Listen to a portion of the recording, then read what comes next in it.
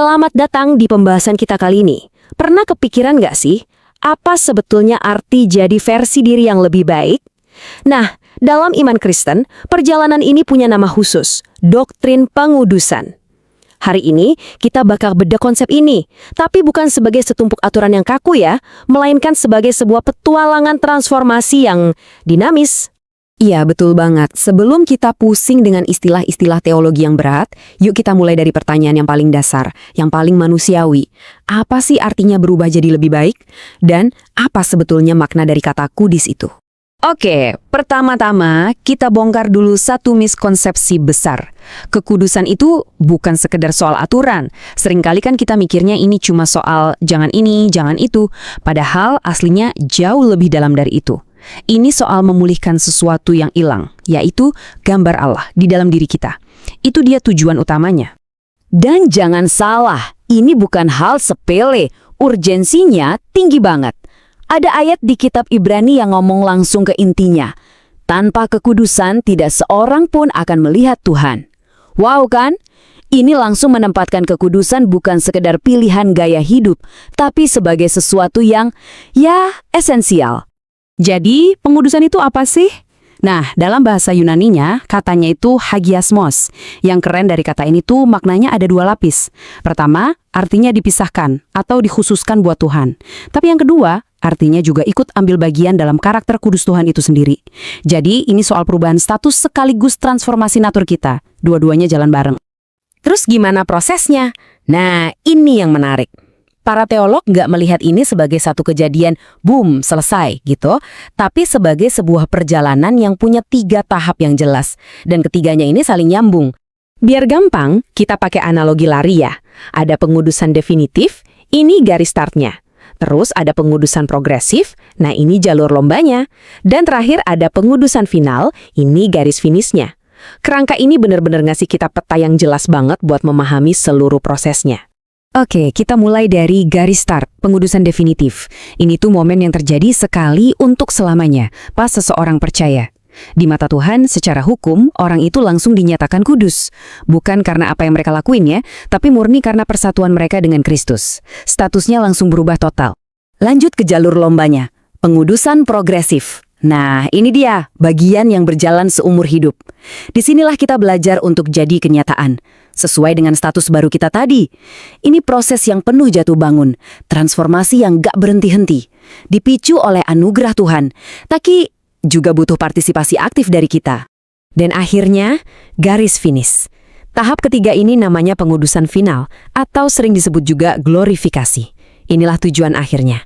Sebuah momen di masa depan di mana orang percaya bakal dibuat jadi kudus sempurna, bebas total dari dosa. Nah, disitulah karakter kita bakal benar-benar 100% mencerminkan Kristus. Oke, biar makin paham soal dinamika antara status dan transformasi ini, kita perlu bandingin sama satu konsep penting lainnya, pembenaran atau justifikasi. Wah, ini sering banget ketukar, padahal bedanya krusial banget. Gampangnya gini deh bedanya. Pembenaran atau justifikasi itu soal status hukum. Terjadinya instan, kita dinyatakan benar di hadapan Tuhan, titik. Kalau pengudusan, ini soal transformasi moral. Kita secara bertahap dibuat jadi benar. Analogi yang sering dipakai itu gini, pembenaran itu tiket masuknya, pengudusan itu perjalanan wisatanya. Martin Luther punya frasa Latin yang keren banget buat ngejelasin ketegangan ini. Simul justus et peccator.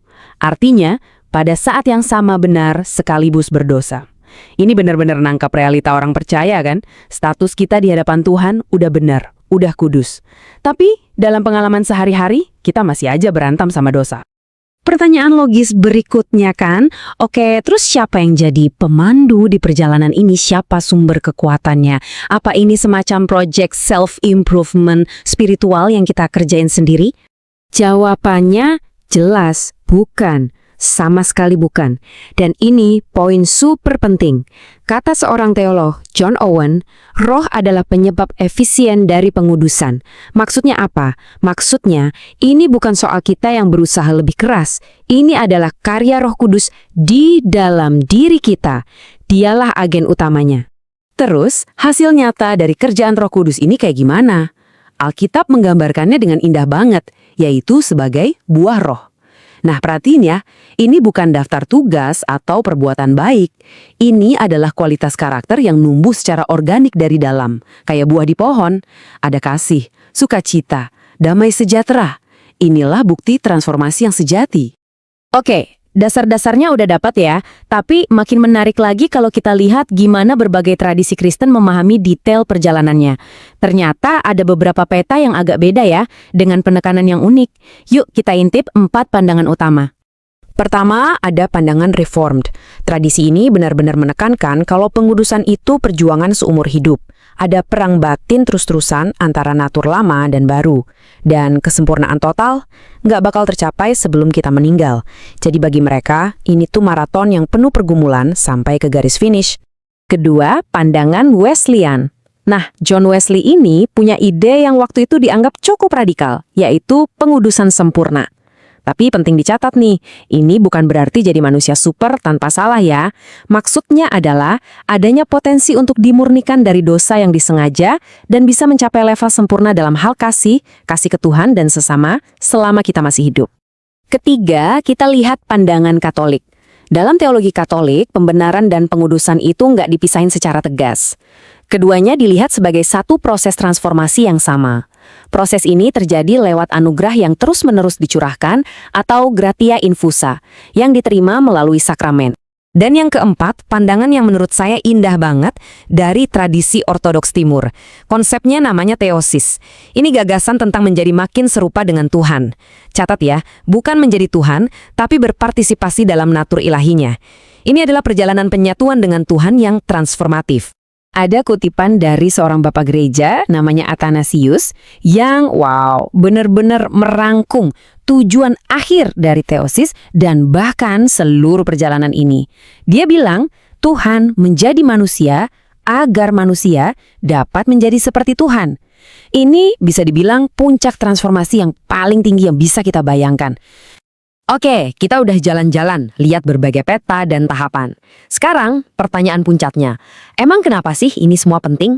Apa gunanya kita paham soal perjalanan transformasi ini? Ini penting banget karena menyangkut 3 hal mendasar. 1, ini soal pemulihan diri kita, natur kita, ketujuan awalnya. 2, ini ngegasin kalau etika dan hidup kudus itu bukan sekadar aksesori tambahan, tapi intinya, jantungnya iman. Dan terakhir, perjalanan ini adalah persiapan kita untuk kemuliaan di masa depan. Jadi, pada akhirnya doktrin ini ngebentuk cara kita mandang diri sendiri, tindakan kita, dan masa depan kita. Jadi intinya apa? Perjalanan pengudusan itu adalah soal menjadi versi nyata dari diri kita yang sebenarnya di dalam Kristus. Ini bukan cuma teori abstrak di buku teologi yang tebal, ini adalah undangan terbuka buat kita semua untuk masuk ke dalam sebuah petualangan transformasi. Nah, pertanyaan terakhir yang saya tinggalin buat kita renungkan bareng-bareng, kalau buat Anda pribadi, seperti apa sih jalur transformasi itu kelihatannya?